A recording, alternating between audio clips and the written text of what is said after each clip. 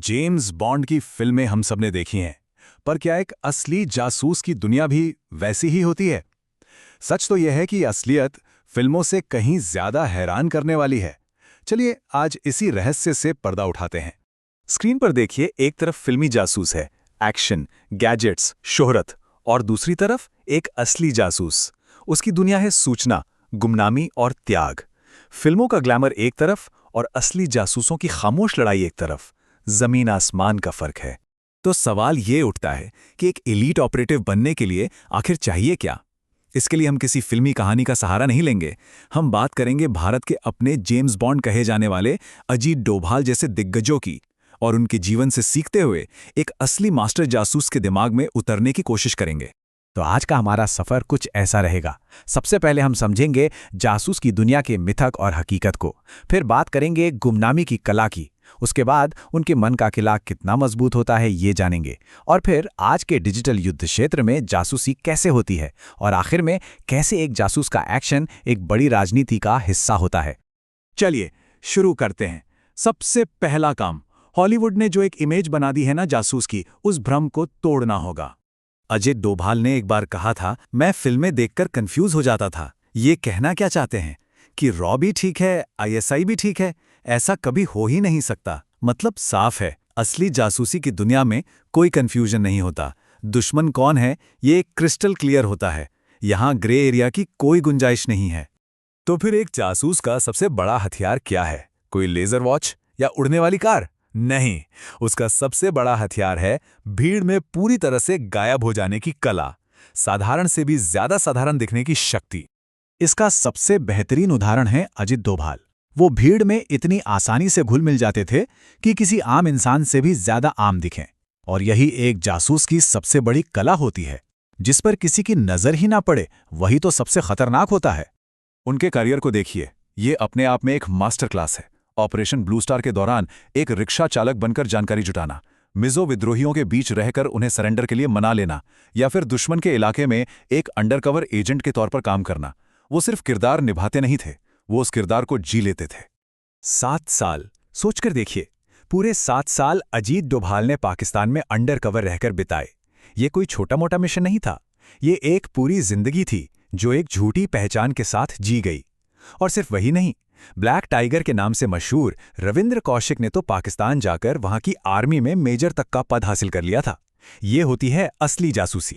तो ये तो हुई बाहरी दुनिया की बात, भेष बदलने की कला। लेकिन एक जासूस की असली लड़ाई वो बाहर नहीं, बल्कि उसके दिमाग के अंदर लड़ी जाती है। एक अनदेखी मनोवैज्ञानिक लड़ाई। स्पेशल फोर्सेस में एक तकनीक इस्तेमाल होती है जिसे कहते हैं मेंटल विजुअलाइजेशन।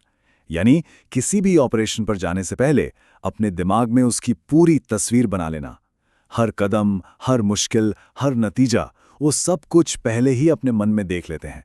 ये एक तरह का मानसिक शतरंज है जहां हर चाल मिशन पर जाने से बहुत पहले ही सोची जा चुकी होती है। लेकिन इस मानसिक मजबूती की और इस सेवा की एक बहुत बड़ी कीमत चुकानी पड़ती है। परिवार, प्रमोशन, सैलरी, यहां तक कि अपनी सेहत, सब कुछ दांव पर लगा होता है। ये वो बलिदान है जिनके बारे में कभी कोई बात नहीं करता, जिनके लिए कोई मेडल नहीं मिलता। एक ऑपरेटिव के बारे में बताते हुए डोभाल ने कहा था, वो पागल थे, उनकी पत्नी ने उन्हें तलाक दे दिया, उनके शरीर में कम से कम 4-5 गोलियां हैं, और जब उनसे पूछा गया कि ये सब क्यों किया, तो उनका जवाब था, लेकिन यह मेरा कर्तव्य था। ये कर्तव्य की भावना, ये किसी भी पर्सनल फायदे से बहुत ऊपर होती है। अब जरा आज के जमाने में आते हैं। दुनिया बदल गई है तो जासूसी का तरीका भी बदल गया है। अब लड़ाई सिर्फ जमीन पर नहीं, बल्कि एक नए युद्ध क्षेत्र में लड़ी जा रही है, डिजिटल दुनिया में। इसे कहते हैं कॉग्निटिव वॉरफेयर या संज्ञानात्मक युद्ध। ये एक ऐसा युद्ध है जो सेनाओं से नहीं, बल्कि नैरेटिव से लड़ा जाता है। मतलब आपकी सोच पर कब्जा करने की लड़ाई। सोशल मीडिया पर क्या कहानी चलेगी, लोगों की धारणा कैसे बनाई जाएगी, यही आज के हथियार हैं। और इस नए माहौल में जासूस के लिए सबसे पहला और सबसे जरूरी नियम है टेक्निकल हाइजीन। इसका सीधा सा मतलब है कोई भी डिजिटल निशान पीछे नहीं छोड़ना, क्योंकि यहां एक छोटी सी चूक और पूरा का पूरा मिशन तबाह हो सकता है। और खतरे अब हर जगह हैं। जिन सीसीटीवी नेटवर्क्स पर हम भरोसा करते हैं, हो सकता है उनकी लाइव फीड कहीं और जारी हो। हम जो विदेशी हार्डवेयर इस्तेमाल करते हैं उसमें छिपे हुए बैकडोर्स हो सकते हैं। हालत यह है कि हमारे हाथ में जो फोन है वो खुद एक जासूसी का अड्डा बन सकता है। चलिए, अब आखिरी और सबसे जरूरी हिस्से पर आते हैं।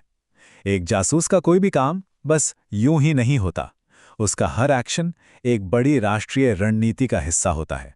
ये जो लाइन है, किसी को मार देना हत्या है और सही समय पर मारना राजनीति है, ये सुनने में भले ही कठोर लगे, लेकिन ये इंटेलिजेंस ऑपरेशंस के पीछे के ठंडे कैलकुलेशन को दिखाती है। यहां मतलब सिर्फ एक्शन से नहीं है, मतलब है सही समय पर लिए गए एक्शन से, क्योंकि वही एक ऑपरेशन को रणनीति बनाता है। तो फिर एक जासूस की कामयाबी का असली पैमाना क्या है? क्या वो मिशन है जिनके बारे में हम सुनते हैं? नहीं, असली कामयाबी उन संकटों को टालने में है जिनके बारे में हमें कभी पता ही नहीं चलता। उस जानकारी को हासिल करने में है जिससे देश सुरक्षित रहता है, और ये सब हमेशा पर्दे के पीछे होता है। तो एक मास्टर जासूस की अनाटमी क्या हुई? उसमें एक गिरगिट जैसी अनुकूलनशीलता है जो किसी भी माहौल में ढल जाए, एक दार्शनिक जैसी मजबूत मानसिक शक्ति है, और आज के जमाने में एक भूत जैसा अनुशासन है जो डिजिटल दुनिया में बिना कोई निशान छोड़े काम कर सके।